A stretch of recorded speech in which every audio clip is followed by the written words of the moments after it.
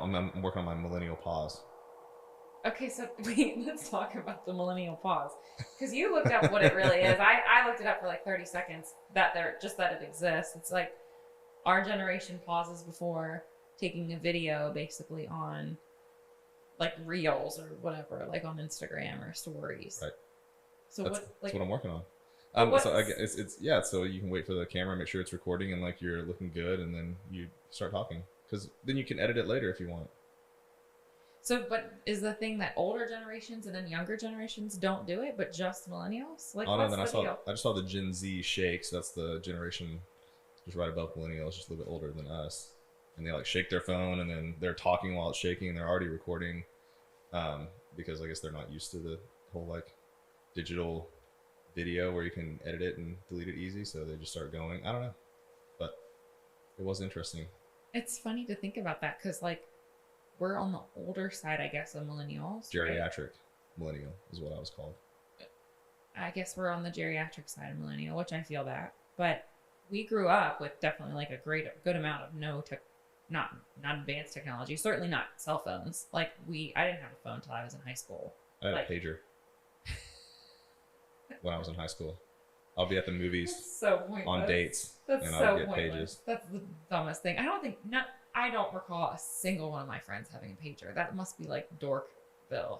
It was awesome, and then I went No, over. it's Then not. then I had like some quarters, and I'd go over to the payphone, and I'd make my phone call. Who would page you? Like, literally. Like my girlfriends or my parents. You were at the movies and your girlfriends would page you. That's such a bullshit lie. I was in the movies with my lying. friends. Like, and I don't have to go to the movies with your girlfriend every time, or I'd go somewhere else. I don't know. Like, and then my buddies could page me No, if I was with my girlfriend. Like, stop. Nobody did that. I did that. You think I'm just making this shit up? I swear to God, nobody had pagers. That I had a wasn't pager. like. Then you're not even a millennial. Then you're fucking geriatric. Full Yeah. stop. I'm a millennial, but I had a pager. I had the Nokia, whatever, like with the worm game on it. Well, I had that too, but like before that, you had a pager. Anyway, the point is, like, I do remember my mom's like huge camcorder, like the big giant video recording things, like all that kind of stuff. Walkman, like. Mm-hmm. you Well, know. and then like the video I watched, like the lady was talking about how it's like becoming a social media strategy because the whole part of social media is that if you're going to post something, you're trying to get somebody to stop and watch your video, so you're trying to stop the scroll, right? You've heard that term before. Like people are scrolling through mindlessly, and you try to get people to stop their scroll. So that's why you get the hooks or like the catchy thing at the top of your post, so people stop and watch. And they're saying like the millennial pause is like detrimental to your post because if you have like a opening gap where you're not doing anything or saying anything, you're pausing, waiting for the Too long. On to the next. yeah, just scroll. Like Huh. no thanks. Like even if it could be a second, and people are like nope. Well, yeah, it probably is a second because it's like I don't even notice. I don't know if I'm looking forward to like, not looking forward maybe, but this week I'm gonna pay attention and just see like if I notice anybody doing it or whatever. Because you notice like the way the scroll goes, right? Like when I'm picking out like a music for a reel or something like that, I need it to like immediately like catch your attention and it needs to immediately like be good, or it's like nope, see you later. That's bizarre. It's such a crazy world that we live in with the social media stuff, and then like just optimizing it and hacking it basically, and just like trying to win it. But then again, It's a game. Is it a game or is it like them playing us as pawns?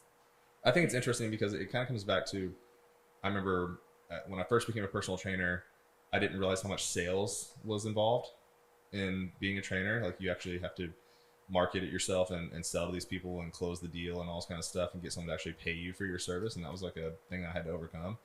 And my saying was, you cannot train what you cannot obtain. So like, even though you have good information, you're building value and giving someone a service that they need, you have to sell them somehow or else they're never going to get that service. So it's kind of the same thing with like, even though I'm very proud and like I put out good social media content that is valuable that people can use, I have to get their attention somehow first. So I have to like sell them on it so they can actually get this stuff and use it. Oh, 100%. What's the other saying that I said recently was like, or that I heard recently was, nobody buys anything we get sold to.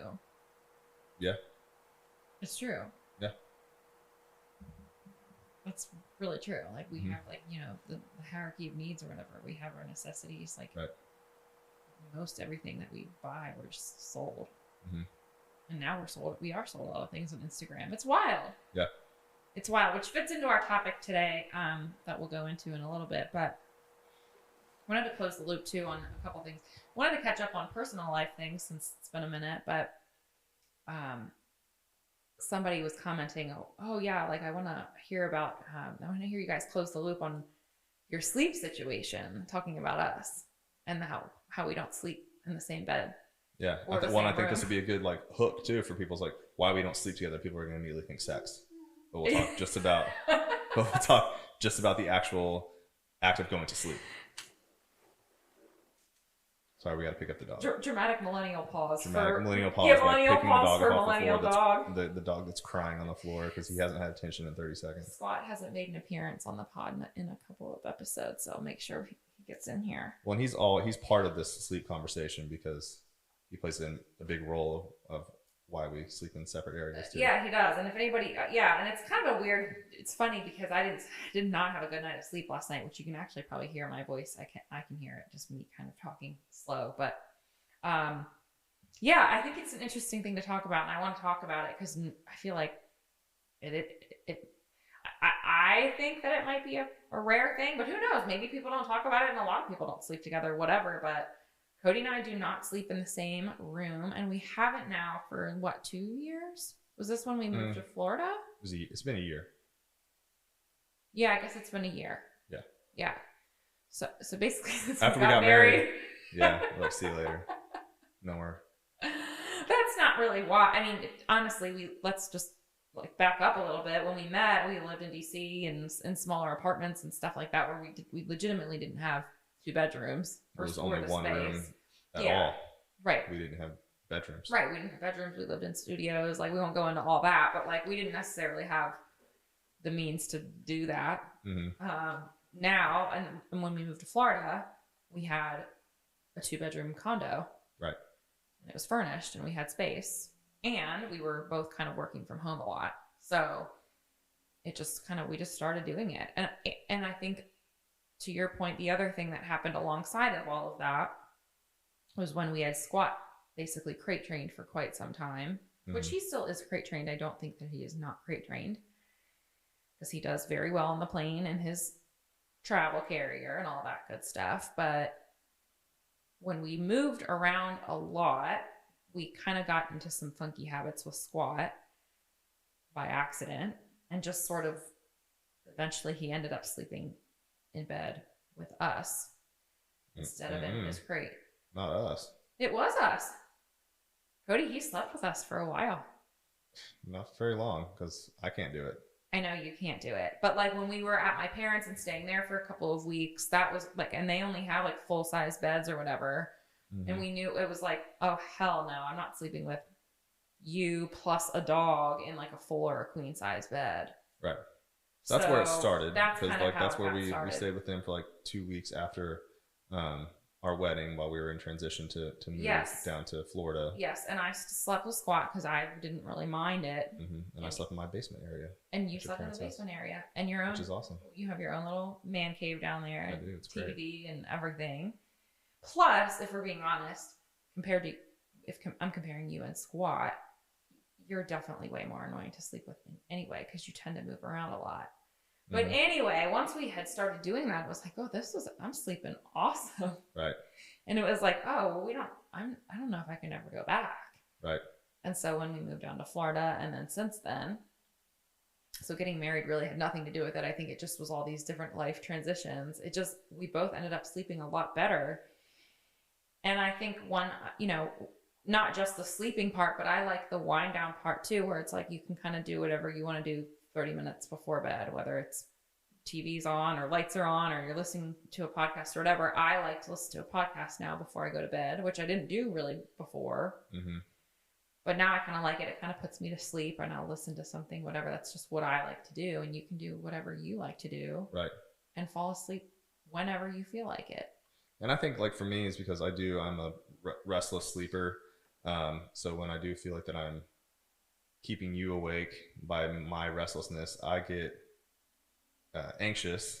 Yes. And then I can't relax, and obviously need to relax to go to sleep. Yes. So it keeps me up. So then it, is detrimental to my quality of sleep. And I think that really keeps squat up, which then like So that was a snowball vicious effect. cycle. Totally. And so there's definitely that. And then the other part of it is like our day-to-day life. We spend a lot of time together. All day, every day. And so another like thing that we do right now that we've done now for literally years is share a car. We've never had 2 cars together. Right. Ever. For a little bit. Cody, that was literally like what, 3 weeks? I mean, yeah, but we had no, a little bit longer than that, but whatever. Most of the time we've had one vehicle, at least since 2019. For years we've had one vehicle. Again, we lived in places where we could walk or take public transportation. Some. And then others, it was like one of us was working from home. I know I started my nutrition coaching business in 2019. And so that was that. We worked at a gym together in Austin. We went there together or found other ways to get there. I remember scooting sometimes or taking a bike or whatever. Mm-hmm. And so we share a car, which doesn't mean we drive everywhere together, but it does mean that we sometimes what do? We consolidate our trips. We'll go to the grocery store together. We'll go to the gym together. Things like that. We work out separately, but we go together. Yeah. And now that we're doing the whole Cody Wescott golf fitness thing and podcasting and everything else that we've got going on, we do spend time together. So I think it's good that we have like that boundary of just separate time and alone time because it's important. I mean, let's be real. Like I'm typically, we hang out in the living room until, an hour before I'm asleep. It sometimes less. So it's like it's a small time of the day. And then the other activities that people typically do in their bedroom are done other times of the day. Oh, well, yeah, that's not a problem at all. And again, that's like an awesome thing working from home. Like you can and working for yourself. I'm not trying to endorse everybody that works from home to just like skip their meetings or whatever. Well, I mean, I get why, couples would want to sleep together. Like if you have children, if you, if you work, in an office separately together all day, like, you haven't seen each other all day and you put your kids to bed and you got your hour, like in the bedroom together where you can, decompress and spend some time and stuff like that. But, it's not our life. No, it's not. And again, I think it's important to just acknowledge, like, that's why I wanted to bring up the other things we have going on, because like for some people that's their alone time together or whatever. And that's totally cool. And I get that. Honestly, we would probably do the same if our life was a little bit different, but it's not. So that's like kind of what works for us right now. I mean, the only thing I can think of is if some of those factors did like end up in our lives, we'd probably still want to have like, maybe we would probably create some kind of bed situation that the bed could be together for certain things, and then like the beds would be like apart, because 100%. There is this like, not disturbing the other one while they sleep is really, really nice. And it goes both ways. You've woken me up before too. But I'm probably the bigger culprit. And then Squat is just, I can't be hot. He's a little furnace. He's stubborn. So he likes to be in that spot that he likes to be in. You roll, he gets even closer. He closed the space. You lost that space now. He's like an invading like military force that's like trying to gain more territory, and once he takes it, he's like doesn't give it back. So like that's it's a war that goes on in bed. And like when I had to put this, like when you're out of town and now he's like not sleeping in the crate, so like he sleeps with me. So like I had to like put this pillow and like there's our barrier, like you over there, me over here. You have your own problems that night. I think you just have your own like internal. Now you're just like airing out all your demons. It's all the war movies I watch for you in bed. But anyways, I'm like, hey buddy, I love you over there, daddy over here. See you later. It's amazing what a little fuzzy worm, how much space he can take up. It takes up a lot of space. I sleep in a king size bed by myself, and I do not use about 90% of it. Yeah. Somehow he covers the whole king size bed. It's wild. Well, we don't move. And I've got like a fitted sheet that has like I've got a bed jet. So it's like this cold air that goes on in there. Well, that's another thing too. Temperature control is a big one for a lot of couples. Mm-hmm. I think you and I actually, well, I don't know. I don't like the bed jet thing, but like I do like to sleep cold or whatever. Like that's definitely one of our sleep hacks. Yeah. And I noticed that like my sleep is so much better in the wintertime, just in general. I think a lot of people's are. We're just better to sleep when it's dark and cold. Yeah, the bed jet's cool. I actually I like the chili pad better. So if you guys are listening, hook me up. But anyways. Yeah. So, but yeah, that's our story, and I think it's it works for us. I get really good sleep usually, except for last night, I guess. But just sleep is so important, and we yeah. train hard, and we need our sleep, and when it's time to go to bed, it's time to get the best quality sleep you can, and for us, it's not with each other. No, 100%. For anybody that has, that's curious about it, just try it. Like, worst case scenario, you don't like it or whatever, but try it. It just takes one night for you to realize it's like game changer. Yeah, the vet called it sleep divorce. Sleep divorce. But whatever, it gets better sleep. I mean, I don't know. Like, we don't, like I said, like, it's just like there's nothing that goes on. Like, when we did sleep together, we went in there and went to sleep. There was no like party happening. No parties. There was no parties. It was bedtime. It's bedtime. So, if you guys are out there and someone tries this, though, I do want to hear from people. I mean, I saw a post on social media about it the other day, and people were talking about it. So it's not as uncommon as it used to be. Which brings us into our topic for today, which is like, I'm sure there's a whole other side that's like, and I've seen these posts, and people are like, your marriage must be terrible. Are you guys roommates now? Yeah. Like all the shit, and it's like, oh, this is so blah, blah, blah. And it's just like, first of all, if you go back to the history of like why we slept together, it's like something about the Great Depression, not having enough space or beds or whatever. Mm-hmm. Probably, it literally had something to do with that. I don't want to misspeak, but I'm sure it really does have something to do with the fact now we're just so spoiled with space and luxurious sleeping situations and multiple bedrooms and blah, blah, blah, blah, blah. So it's like, yeah, guys, we're not in the 1920s anymore. We can like spread out. Yeah, whatever the reason is and whatever the flip side is. Like, there's always a flip side, guys, and that's what we wanted to talk about today, especially on social media, or specifically on social media, really, is that, and it really has to do with what we were just talking about too, is like the attention grabbing thing. It's almost evolved to a point where every topic has to have another side, and if it's not polarizing, then it's not going to get the attention of people. And so that's where we see the carnivore MDs and the liver kings and the people that are just so extreme in what they're doing, and they're religious about it, that it either, if it's garnering positive attention and followers, or even people that absolutely like hate follow or whatever people do, regardless, it's hate following is a thing. Hate following is a thing. Big time hate following. I wonder if I got any of those. If you're a hate follower of mine, please let me know. I mean, that's like a weird, pathetic thing, but people follow people just to like oppose them, or comment nasty things on them or whatever. And it's just like, but regardless, the people that are out there with these polarizing posts and polarizing content, they're getting views, and that's really like how you win the game of social media. And so I think it's an important thing to talk about, and I do see more people talking about it, and like I see creators that have been on social media for a long time that do put out good stuff. Like they'll explain too why sometimes they do catchy catchphrases, or will post like a quick clip of something that might not seem like something that they talk about, right? For example, like I follow James Smith. He's got like 1 million followers. He's a pretty like well-known fitness influencer in the space. He's really cool. He's got great content, but he'll still post like the catchy, like how to lose body fat in 5 minutes type stuff, even though that's not his philosophy at all, but like to grab your attention. But he'll also then follow up and explain why he does that. And I think it's an important thing to do, because people are always going to be reaching for the oh, that's attention grabbing, or oh, that seems like a hack, or whatever it is. And I think it's like what gets people going. Right. So. And a lot of guys do that. Like what I see one of the guys doing the other day is like did a muscle up like on like a thick band, or they do like the medicine ball between the legs and like throw it up in the air and like catch it while like I'll do like a hanging leg raise. It's like, just to get people's attention. Oh, like the catchy moves.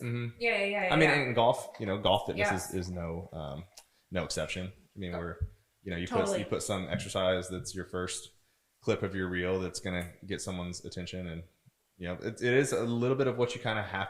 That's part of playing the game a little bit too, I guess. It's the game, and so it's like from the business side of things, and we're seeing that now with building our business online, of like understanding how to optimize and when to push out content, what to push out, what the algorithm is loving, right? And we're learning too that changes on a weekly basis, literally like oh, it's this music today, or it's this length of content, or it's carousels, it's static posts, like blah, blah, blah, blah, blah. And so the consumer, I'm sure, people, I'd like to think that people are aware of that a little bit, but it's, again, like always important to have skepticism a little bit when you're consuming certain pieces of content. For example, like someone who is, I'm hardcore carnivore, and then like another person is like, well, I cured cancer being a vegan, and it's like, which one do I choose? And it's like, guys, like, you don't have to, there doesn't have to be a side that you choose. Right. Different things can definitely work for different people. That can be applied to any topic whatsoever. But ask the questions and like learn about the person that you're following. Look at their, look at all of their content. Look at their website.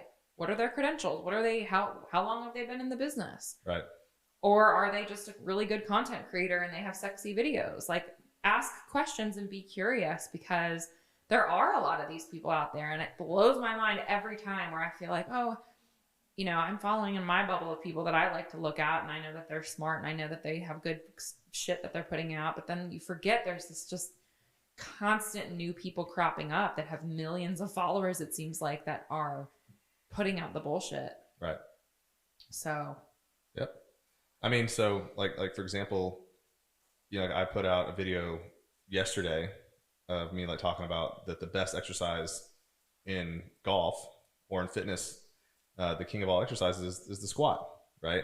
And then people are coming out of the woodwork like to give me a hard time about it, like in DMs and on the comments and things like that. Like, well, this person said you shouldn't squat. And it's like, okay, well, that person says that, but then if you go look at like Mark Ripito, like he says squat like 3 times a week. And these are both professionals in their field. It's like I said, there's a contradicting thing for everyone. Like, you can be like, some carnivores like claim that broccoli is evolving to kill you. Like I read that in a book. I think it was the Carnivore MD, right? I think that was in the book. It's like that plants are evolving to like poison you. And it's like, what the fuck? Where's the shit coming from? Right. So it's just, for every action, there's a reaction or something like that. There's just both sides of every coin. There's an equal and opposite reaction. So like there's just so much shit out there, and you say things that like this guy was like, hey, I love your post, but this one isn't it. Talk about the squat. I was like, bro, have you followed me? Like I talk about the squat all the time. like most of my shit, like if there was like a like a diagram or something to show like how much percentage of my content is this and that, it's like the bigger majority of it is probably squatting. Yeah, your pie chart would be like 99% squatting. Yeah, so I was like, what are you talking about? Like, you love my post, but this isn't it. I was like, this is it. This is what I do. My dog's name is Squat. Yeah, like this is literally me. I've been doing this for decades. Like, I've been teaching people for like 20 years how to squat, over 10 like professionally in a gym, like getting paid for it. Like, and I've seen tons of success with it. Golfers, normal people, 80-year-olds, 8-year-olds, like, and for, there's coming out things now that say it's like not good for your spine. It's like, no. Yeah. And again, like there might be people where it's not, right? Like, I think what people need to remember is that if there is somebody out there who is so absolute and speaking in absolute terms, that's a red flag. Right. It's not like veganism is bad. It's not like carnivore is bad. It's not like the squat is bad. It's not like not squatting is bad. Mm-hmm. There's fucking nuance. And anybody that's saying like, this is the only way to eat. Right. Time restricted eating, intermittent fasting, like deadlifting is bad. That person's probably just wants to get some likes and some follows and just, I don't know, what do they try to build? Like a cult following type of a thing. Versus someone who's just educating, which I feel like we do a great job of why is the squat important? Mm-hmm. Why is deadlifting good for you and actually helps strengthen your back? Right. Why wouldn't you do the deadlift? And here are some options or modifications not to, or whatever. I think it's just, that's again where we need to start asking questions and not just say, well, I heard this on the internet from one person, so why did they say that and you don't? Right. Like, it's like, well, because everyone has an opinion about everything, and we are all allowed now to, for basically free, post about it, for one. And for two, it's like, so now we as consumers need to be a little bit more just just maybe the millennial pause again. Like, take a pause. Right. Understand what it is that you're consuming. And it's okay if someone opposes your views. That's also totally fine.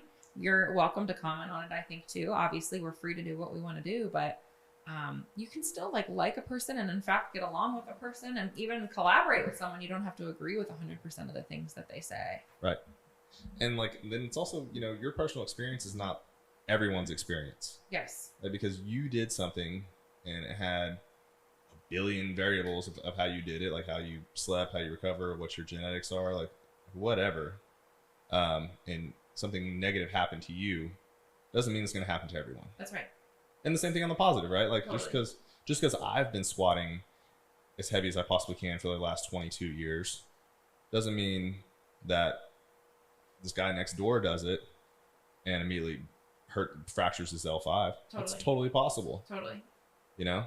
And just so, like, I don't run around saying things like from my personal experience all the time. I'm very, like, try to, you know, put it more out there as, here, I've seen hundreds of people do this. This is what, right. You know, this is what I've seen in real life work well for people in, like, mass quantities versus just what I've done for myself. I think what'll be helpful in this conversation is to talk about things that we've changed our opinion on over the years, because we've been in this industry for long enough. And I think we both started out in fitness with really different methodologies and beliefs. Mm-hmm. And for me, like, my beliefs have evolved a shit ton. Some things have stayed the same. Certain things around, like, mindset or whatever and pushing yourself. And I think some of those things are the same, but a lot of things change. Like, you know, we've talked about how much cardio I used to do and think that that was what was best for my body, which, again, maybe being competitive, that was one part of it, but didn't lift weights like I do now. And certainly didn't think that that was, like, the key to, like, a healthy body or a good looking body or whatever.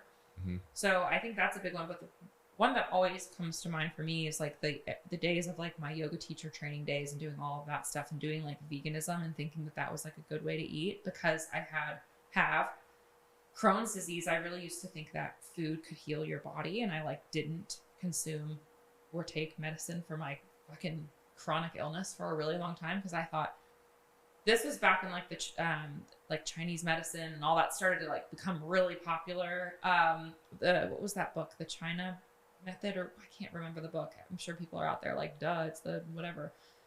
All those books, like, started coming out. Mark Hyman and all his crazy stuff. He's, like, super extreme on some of his food things, which I won't get into, but it was all this, like, heal your inflammation in your gut and try all these different diets. And that's when I was like, oh, I'll do vegan, or I'm not going to eat gluten, or I won't eat meat. Didn't eat meat for a long time. A lot of the food stuff where I was like, I can heal myself. Fuck no, I can't. Like, like, that changed a lot. Right. Completely changed a lot. I eat way more meat and protein nowadays than ever before, and, like, lift all the weights and do all kinds of, like, total opposite things. And I'm saying this and sharing this because I think it's important to acknowledge when you, like, change your mind, and that it's okay to change your mind. It's okay to also go back and be like, whoa, I used to think of this way. I would have agreed with this person, and now I'm on the complete other side of that. Do you have anything like that? I mean, throughout my fitness career, I've just kind of evolved, and, like, now I'm, like, pretty much I've kind of, like, went off a certain way, and then now I'm, like, back to, like, what I used to do. So, you know, like, when I first got into it, it was all just, like, powerlifting and then bodybuilding. Granted, I never was really, like, a powerlifter or a bodybuilder. Those are just the workouts that I did. But then you, like, made, like, weird protein shakes with peanut butter in them and stuff, didn't you? Yeah, when I was a bunch in the middle of the night. Yeah, when I was young, yeah. Like, when I was, like, in high school, I would, like, wake up in the middle of the night and, like, have my protein shake next to my bed and choke it down and, you know, eat and try to grow my arms 2 inches in 2 hours and all this crazy stuff we used to do. Granted, that was a totally different reason. I just wanted to be big as possible. Like, I was small and I got picked on, and I was like, you know what, fuck this. I'm just gonna do everything I can to, like, get bigger. And then sure shit, like, that took, like, one summer because I was, like, a teenage boy. You know, I was, like, 14 years old. And next time I was like 15, 16. By the time I was 16, I was, like, 30 pounds heavier or something, and I didn't get picked on anymore. But anyways, that was totally different reasons. And then, flash forward to like my professional career, right? Like, so when I started training people at the gym, right, like it was all just like body composition really. So I was just kind of doing the same workouts that I had done for myself, but like cramming them all in for one person. That was like always the really tricky part. Is like if you only did one session a week with somebody, it's like, what the hell am I gonna do with this person? Yeah. One session a week, like all I know is like a 5-day bodybuilder split: chest day, back day, arm day. So it's like, what are we gonna do? Is it gonna be chest day with you? Is it gonna be leg day? Like, the fuck am I gonna do? Right. So and most people train that way. I mean, there aren't many people buying 4-day-a-week personal training packages. It took me like a couple, honestly, I would say it took me a couple years to figure out what to do with that once a week person. Yeah. That was hard. Yeah. That's probably your hardest person. And that person, from like the financial standpoint of that person, like they are spending, eventually, like when I worked at, it's $125 an hour, $150 an hour for that once a week. Yep. Something like that. Right. So, I think like to that person's pocketbook, right? Like they're spending as much as they can possibly afford. So that one session is super valuable to them. Right. And you've got to like bring your A game and figure out the best thing you can possibly do for that person in that 1 hour. Like, and be real, like how much results are you gonna get in one, and because if they're paying for that 1 hour, that might be the only workout they do that week. Yeah. How are you possibly going to get them results where they're going to see results, and the only thing you can possibly do is get them stronger? Yep. Like you're not going to change someone's body composition 1 hour a week. Like, so that just really had to evolve. And I think that's what kind of forced me into like, okay, what the fuck am I going to do? And you've got to learn how to really coach someone on doing compound movements. Like, what is the most bang for your buck that I can teach you in 1 hour a week? It's going to be squatting, deadlifting, a press, and a pull, or something like that. Like compound movements. Like, this is before golfers. Like rotation and mobility wasn't really like a big goal of mine. This is still like your general population people that I'm trying to get some results, and it's going to be strength. Yep. Right. So that's where I really dove deep into that's where my love of the squat really like blew up. Right. Because I had this great, like, kind of, we'll call him a mentor, even though like I hired him at Washington Sports Clubs. He was older than me, like really smart guy. Then he's like a Navy SEAL, like total badass dude, like knew how to train. He's like, this is what you should do. This is once a week. He's like, this is what I would have someone do. And I was like, stealing that. Thank you. Yep. and he was like, he was there to like give it to me. He was like, hey, I'll give you all this knowledge. Like, I just want to talk about it and share it. And I'm like, sweet, I'm taking it all. Good. So like that's what it became. Like, right, if you saw me like once or twice a week, strength. That's it. Because like that's all I can. I have the most control over that. I have zero because we also didn't do like nutrition. Like you weren't allowed to. Like that was like a company policy. Like, no, you don't do nutrition. So it was like, how strong can I get this person? How can I change their quality of life? And it's going to be through strength training and compound movements. Yep. And then we got into CrossFit, and then I got into, where we met in the group fitness, like, doing like Spartan races and doing a lot of cardio. But then, like always coming back, and this is so fitting for the post yesterday, like about the squat, like I'm always coming back to those compound movements. Yeah. So even though like I've branched out and like learned a lot of new things, like now I know that I train golfers specifically. It's so many multi-planar movements, rotation, power, speed, like so many cool different elements. But what's cool is that it still gets to come back to the basics. And those are still the best. And that's what I still preach and coach every day. Powerful shit. There we go. No, I mean, so yeah, so I never got like deep. I mean, we dabbled in CrossFit. I competed a little bit in CrossFit, like started doing Olympic weightlifting and stuff like that. And for someone who prides myself on being like pretty coordinated, like, and just how hard Olympic weightlifting is, that's when like I was like, okay, like, yes, on paper this would be great for golfers to do, but realistically, I've watched golfers move on the golf course and in the gym. There's not for the average person you see out on the golf course, look at their golf swing. Do you think that's going to turn into a beautiful looking squat clean into an overhead jerk? Yeah. It takes long enough to learn. The squat itself is a complex movement. I know that. It takes a long time to learn how to do that well. Yeah. I mean, I got a guy I just trained a couple hours ago. Like, we're still like working on it. Yeah, it takes time. Mm-hmm. And I mean, that's also what's really cool about it too, is like it does take time, and that's what makes it fun, is because you can kind of always be playing with it, working on it, progressing it, mm-hmm. even if it's not necessarily moving more weight. We've talked about this: mobility going up, mm-hmm. form getting better, control, movement quality, Yes. like just all the Yes. stuff that is required. And you know, it gets a bad rap because, you know, I think everyone when they think squat and deadlift, they think like 1 rep max, crazy loads. You know, no, it's not what it has to be. No, it doesn't. Can it be? Sure. Right. If you're really good at it. But no, it can be tempo. We can work on certain phases of the lift. We can work on the concentric. We can work on the isometric, the hold at the bottom. We can work on lowering the weight down. So many different things you can work on besides how much weight can I possibly put on the bar. I like putting a lot of weight on the bar because I think it's fun. And I've done it for a long time. But, you know. You don't have to start that way. No. You can, and that's the thing. That's you know, it can evolve in so many different ways. But learning how to do it and do it well is invaluable. 100%. I mean, and there's a million different ways to do all this stuff, right? Like you can split squat. Like if you don't want to make the load that heavy, we can split squat. You can do single leg deadlifts. Like, you know, then you can really take the load down. Or like if you're super worried about loading up your spine or something like that, there's so many different variables of things you can do to still get the results you want. And, you know, then you can build up to doing a heavy back squat or something. Yeah. And like, you know, in golfers, like I think this is what, you know, I was getting into, keep coming back to this post about this because I think it's really important, is if you were training previously to be like a bodybuilder or a power lifter, or, you know, especially if you're going to be competitive, you probably did like heavy squats and deadlifts like multiple times a week, right? Like if you look at a lift heavy swing fast program, I had athletes squat for 9 total reps yesterday in the entire workout. 9 total reps. That's it. Not a lot of volume. Nope. Granted, there was a 3-second pause at the bottom, so it's a little bit longer, but it's not a ton of volume. And the week before that, it was 15 total reps. So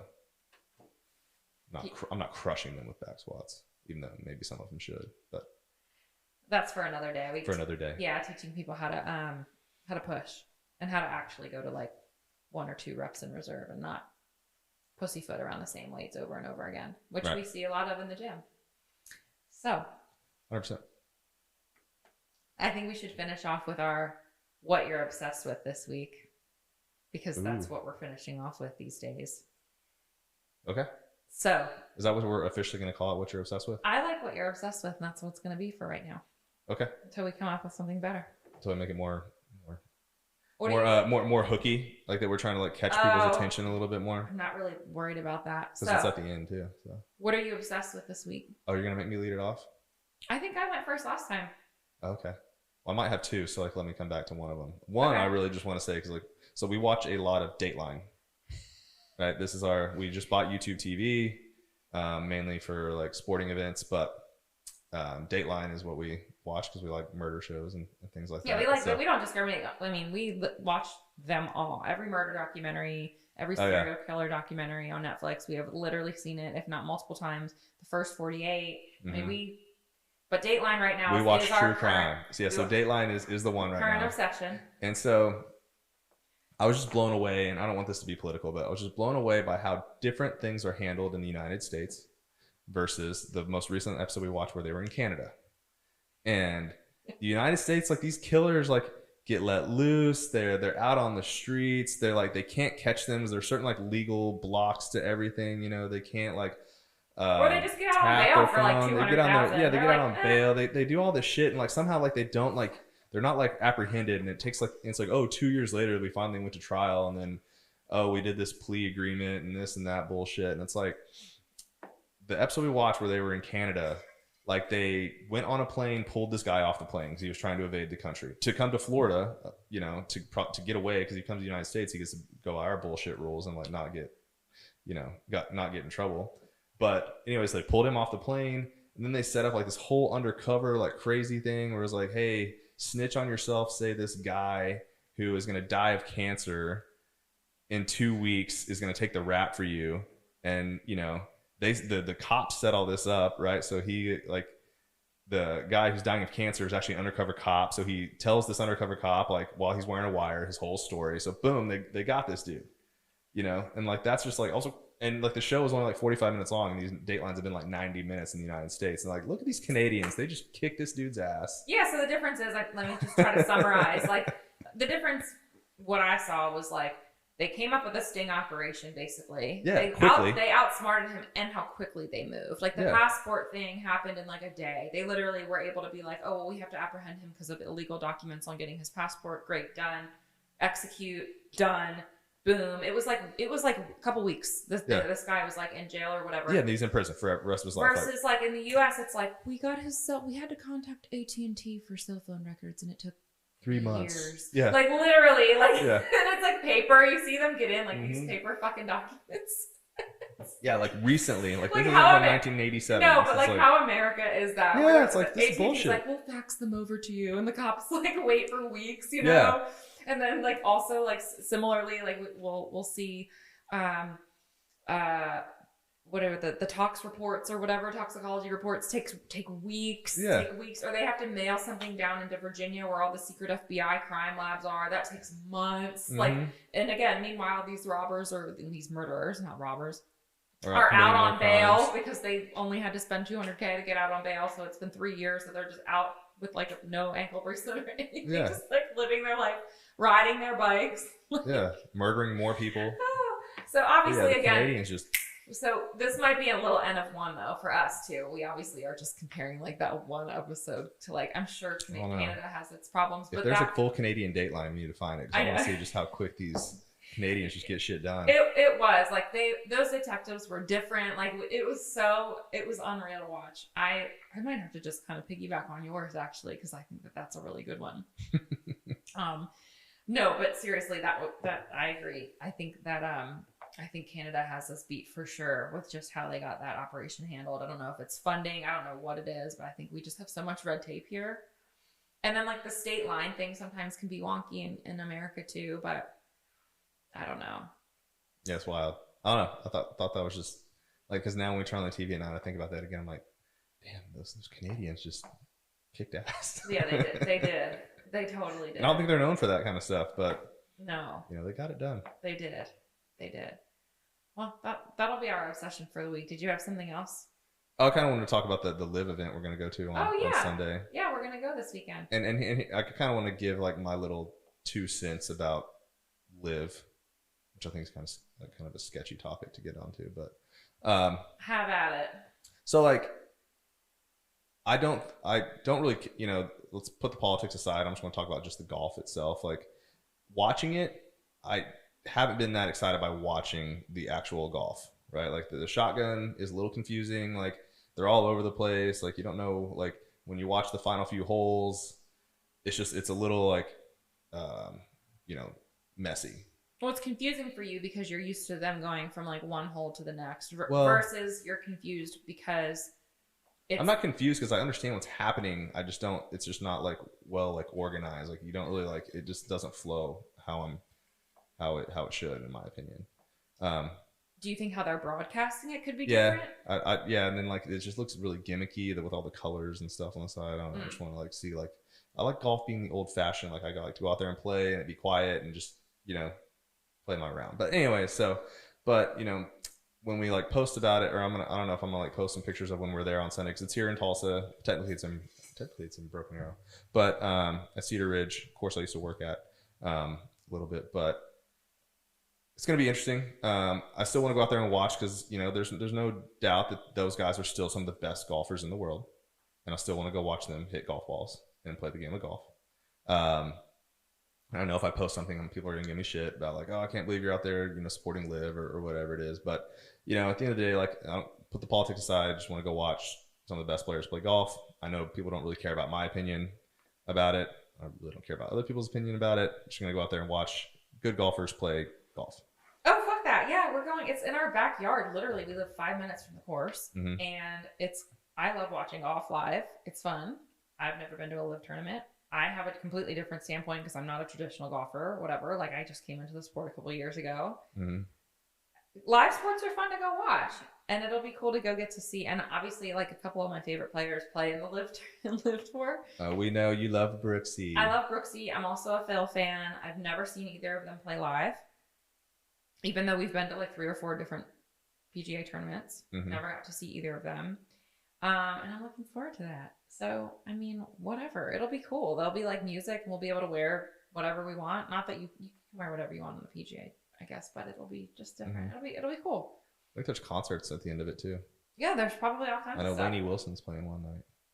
I don't know who that is. Oh, she's country. She's good. Oh, okay, cool. Yeah, I'm looking forward to it. I'm sure if it was in someone else's backyard, they would want to go too. Right. But whatever. That's what we're just gonna live our best life. And there's a lot of Oklahoma guys playing. Yeah. Like Taylor Gooch, that's right. Matthew Wolf, Abraham Answer. So that'll be really cool to go see. Oh, Jackass! I'm forgetting them, but whatever. There's a lot of OSU and OU guys playing. We'll report back too on how expensive the concessions are in comparison. Tickets weren't crazy. Tickets they were crazy. like they're $50 each. $50 each versus Sunday. What did we pay when we went to the BMW last year? $130 each.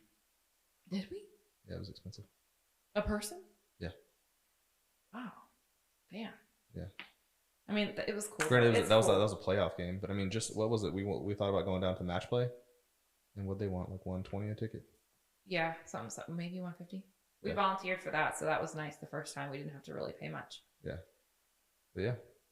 Well, I'm looking forward to that this weekend too. I'm glad that it's finally summer/spring/ better weather, so we can get out and do the things. But yeah, lots of things talked about today in our podcast, which I'm sort of here for the hodgepodge of things that we went over. Some important stuff.